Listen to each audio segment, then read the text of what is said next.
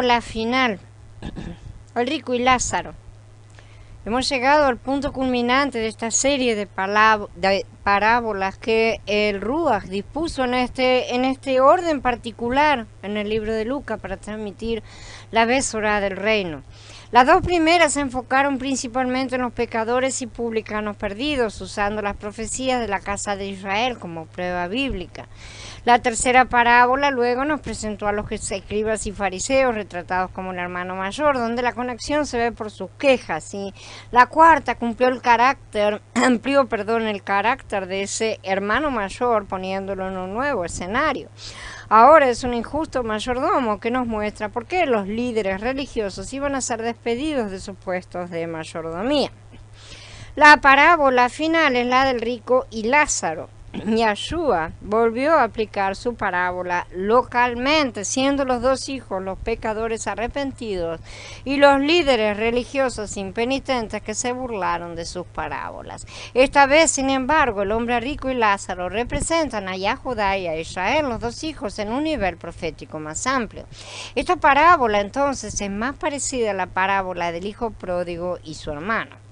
Esta última parábola de la serie muestra la condición de Israel y Yahudá después de que murieron, ¿sí? Después del divorcio de uno y la deportación del otro. Israel, que era Lázaro, murió cuando los asirios completaron su conquista de Samaria, la capital de Israel, ¿sí? Yahudá todavía tenía que morir en la gran guerra de Roma, sabemos. Por lo que el destino del hombre rico en estas parábolas aún era profético de los años venideros. La parábola combina las profecías nacionales de Israel y Yahudá con la aplicación local en los días de Yeshua. Los dos hombres.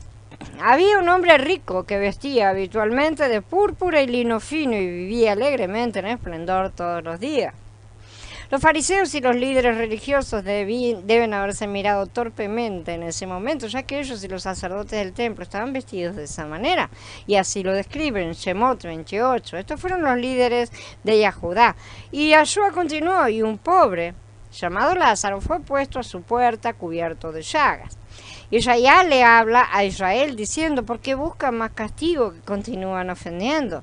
Toda cabeza está dolorida, todo corazón está enfermo. De la planta del pie a la cabeza no hay nada, en ella no hay partes sanas, todo heridas y golpes, llagas enconadas. No las han drenado, ni vendado, ni suavizado con aceite. La tierra de ustedes es una desolación, sus ciudades están quemadas delante de sus ojos. Los extraños consumen el producto de su suelo, una tierra desolada como destruida por extraños. Y es allá en el capítulo 1.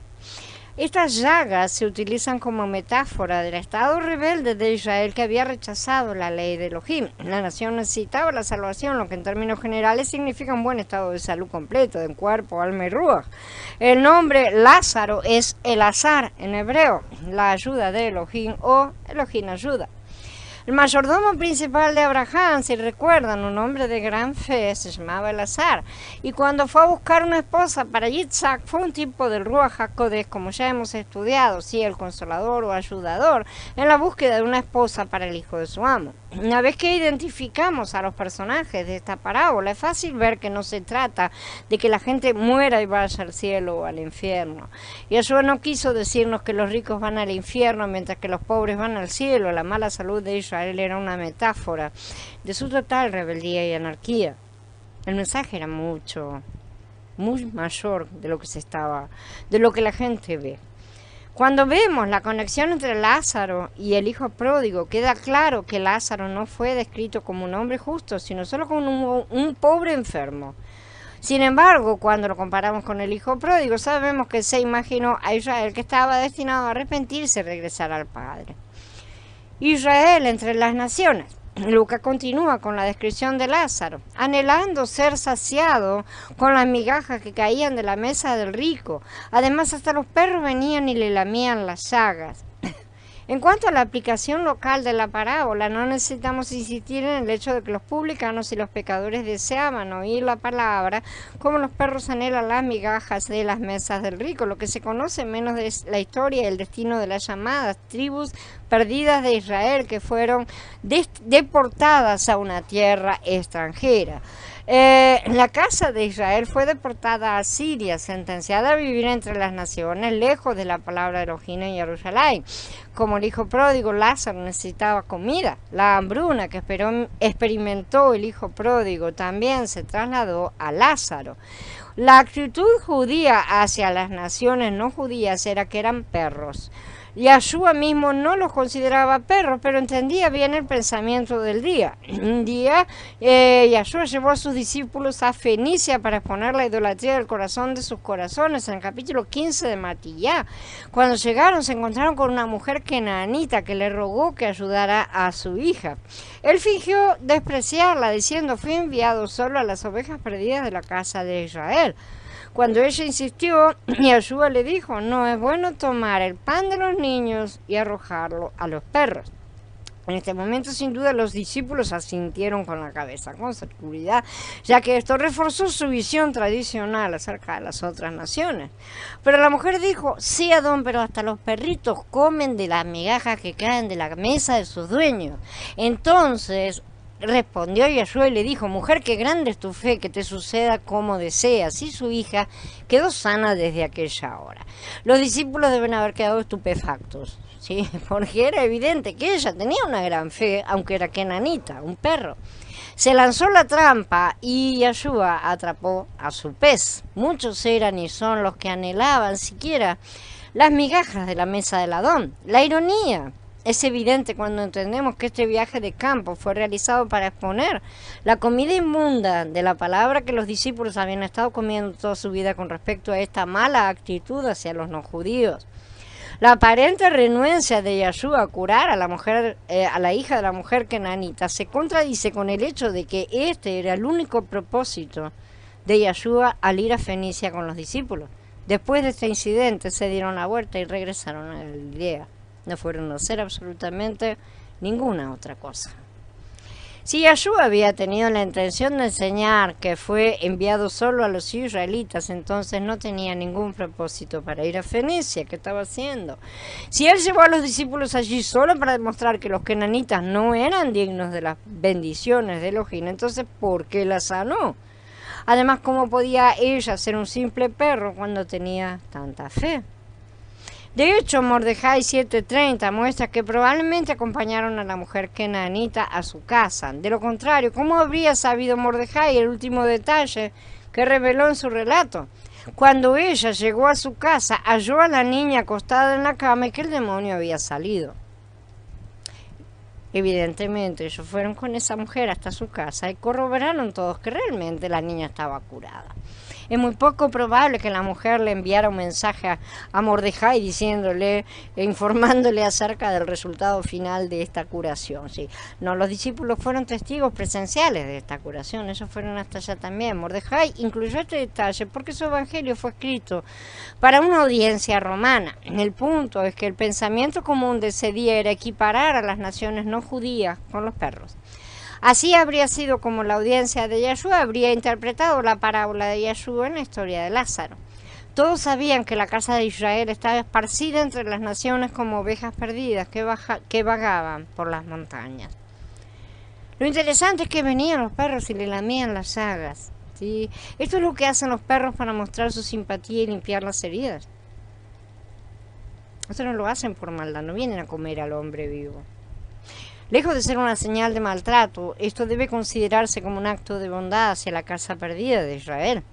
Los perros, es decir, todos los despreciados por el rico, y a Judá, mostraban simpatía por el mendigo Efraín, Lázaro. El destino de Lázaro. Luego Yeshua salta al final de la historia y nos cuenta el destino de ambas naciones después de su destrucción o muerte. Sucedió que murió el pobre y fue llevado por los malajim al seno de Abraham. Y murió también el rico y fue sepultado. La historia conserva el orden de la muerte porque Israel murió primero. Se dijo que los malajim llevaron a Lázaro, a Israel, al seno de Abraham. Cuando los rabinos hablaban de la muerte de los justos, decían que ellos eran llevados por Malachim. También estaban familiarizados con la frase seno de Abraham. La enseñanza judía en los días de Yeshua a menudo enseñaba que los justos eran llevados al jardín del Edén celestial llamado paraíso. Otras veces hablaron de que los justos fueron tomados bajo el trono de gloria. Una tercera forma de hablar fue decir que los justos estaban en el seno de Abraham. La implicación es que Lázaro era justo, aunque sabemos por los detalles de las otras parábolas que el hijo pródigo era justo solo porque se arrepintió y regresó con su padre. La casa de Israel entonces fue arrojada entre las naciones, pero al final estaban destinadas a arrepentirse y regresar, no a la tierra vieja, sino a su Padre Celestial. El destino del rico. Por el contrario, el llamado hombre rico, que se había deleitado con la palabra de Elohim todos los días y estaba vestido con ropas sacerdotales y esplendor, se encontró en el infierno. Los hijos malvados de Yahudá, que se quejan de la idea de que su hermano se arrepienta y sea bendecido, se encontrarán como nación en el tormento de la tribulación, según el juicio de la ley. En Lucas 16 vemos que murió y fue sepultado también el rico. Tengamos en cuenta que dice que fue enterrado, mientras que Lázaro fue llevado. Y en el Hades alzó sus ojos, estando en tormento, y vio a Abraham de lejos y a Lázaro en su seno. Estar lejos de Abraham era una metáfora de estar lejos del reino de Elohim. Si los escribas y fariseos quejumbrosos tenían una mentalidad de que estaban lejos de la fe de Abraham, esa mentalidad no estaba cerca de Elohim, ¿sí? Estaba bien alejada de Elohim, su mentalidad los tenía bien lejos. Este llamado iba a ser una bendición para todas las familias de la tierra. ¿Cómo iban a ser bendecidos? Lucas escribió la respuesta: ustedes son los hijos de los profetas y de la alianza que Yahweh hizo con sus padres cuando le dijo a Abraham: en tu descendencia se bendecirán todas las familias de la tierra. Por ustedes, en primer lugar, levantó Elohim a su siervo y lo envió para bendecirlo al apartar a cada uno de sus maldades. Esto está en Maaseh, libro de Hechos, en el capítulo 3. El punto de vista judío era asegurarse las bendiciones de Elohim para ellos mismos. Se creían elegidos para esclavizar a todas las demás naciones en lugar de liberarlas por el poder del jubileo. El llamado abrahámico no era a esclavizar, sino a llevar a todos los hombres al arrepentimiento para que todos pudieran acercarse y disfrutar del fruto del reino. Pero ellos pensaron que la ley les había sido dada solo a ellos, y que a otras naciones les faltaba la capacidad de entender o seguir los caminos de Elohim, y que por ese algo no eran elegidos, no eran especiales. Finalmente usurparon el cetro matando al rey porque ya no se consideraban mayordomos de la viña, siquiera querían ser los dueños. Por esta razón, dijo Yeshua, serían despedidos de ser mayordomos de Elohim, serían reemplazados por otro pueblo que cumpliría las órdenes de Elohim. Por eso les digo que el reino de Elohim se les quitará a ustedes y se les dará a un pueblo que produzca los frutos del reino. Su actitud, incluso después de haber sido sepultados, todavía estaba lejos de Abraham. Esto parece ser una inversión de roles, ya que el hijo pródigo había estado lejos y sin embargo regresó. Entonces el rico, que estaba cerca, fue arrojado y puesto lejos. Entonces Israel, que había sido expulsado, se arrepentiría y se acercaría, mientras que Yahudá, que había estado cerca, sería expulsado lejos de Abraham y de su llamamiento. Por una era y otra más. La dispersión de los hijos malignos de Yahudá en el año 70, ¿sí?, cuando murió la nación, no hizo nada para acercar a los judíos a Abraham. En cambio, fueron atormentados, despreciados, perseguidos. No elogio a nadie por maltratar a los judíos, ni deberíamos pensar de manera fatalista que esta parábola justifica a las naciones por oprimirlas. Sin embargo, su opresión es bien conocida en la historia y especialmente para ellos mismos. Este tormento está profetizado en la parábola del rico y Lázaro, y ellos mismos escribieron su camino. La razón de la dispersión de Yahudá. El hombre rico, en Lucas, que representa a los hijos malvados de Yehudá, se encontró enterrado y en el Hades, donde estaba en tormento, dices, no es cierto, estando en tormentos, alzó los ojos y vio a lo lejos a Abraham y a Elazar en su regazo. Y Judá estaba lejos de Abraham, no porque los líderes religiosos se negaran a honrar a Abraham, sino porque se negaron a cumplir su llamado de ser una bendición para todas las familias de la tierra. Había dos escuelas de pensamiento principales en esos días, que representaban aproximadamente, de manera muy general evidentemente, a los hijos buenos y los hijos malos de Yirmiyah 24. La escuela de Hillel era pacífica, creyendo que la gente debía someterse a los imperios de las bestias, según la carta de Yirmiyah a los cautivos de Babel. Este es el texto de la carta que el profeta Yirmiyah envió a Jerusalén, a los sacerdotes, a los profetas, al resto de los ancianos de la comunidad exiliada y a todo el pueblo que Nabucodonosor había exiliado de Jerusalén a Babel. Edifiquen casas y vivan en ellas, planten huertos y coman de su fruto. Tomen esposas, engendren hijos e hijas. Tomen esposas para sus hijos y denle sus hijas a esposos, para que den a luz hijos e hijas. Multiplíquense allí, no disminuyan. Procuren el bienestar de la ciudad a la cual los he exiliado y rueguen por ella a Yahweh, porque en su prosperidad prosperarán ustedes.